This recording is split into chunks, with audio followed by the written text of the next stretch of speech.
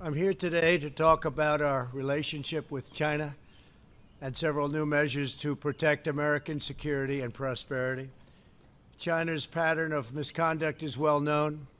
For decades, they've ripped off the United States like no one has ever done before.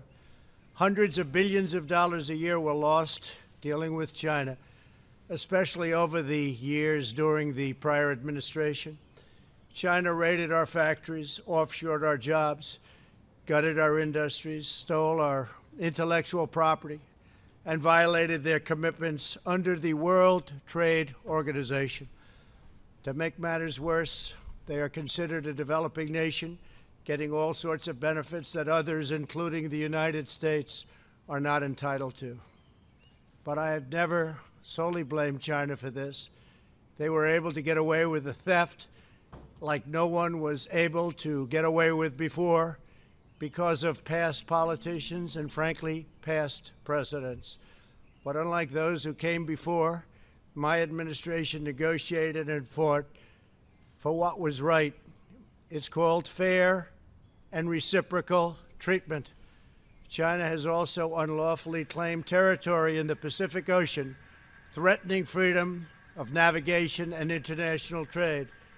And they broke their word to the world on ensuring the autonomy of Hong Kong. The United States wants an open and constructive relationship with China, but achieving that relationship requires us to vigorously defend our national interests. The Chinese government has continually violated its promises to us and so many other nations. These plain facts cannot be overlooked or swept aside. The world is now suffering as a result of the malfeasance of the Chinese government.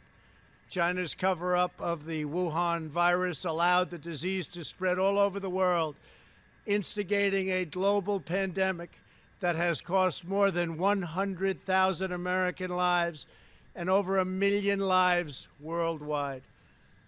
Chinese officials ignored their reporting obligations to the World Health Organization and pressured the World Health Organization to mislead the world when the virus was first discovered by Chinese authorities. Countless lives have been taken and profound economic hardship has been inflicted all around the globe. They strongly recommended against me doing the early ban from China, but I did it anyway and was proven to be 100% correct. China has total control over the World Health Organization, despite only paying $40 million per year compared to what the United States has been paying, which is approximately $450 million a year. We have detailed the reforms that it must make and engage with them directly, but they have refused to act. Because they have failed to make the requested and greatly needed reforms, we will be today terminating our relationship with the World Health Organization and redirecting those funds to other worldwide and deserving urgent global public health needs. The world needs answers from China on the virus.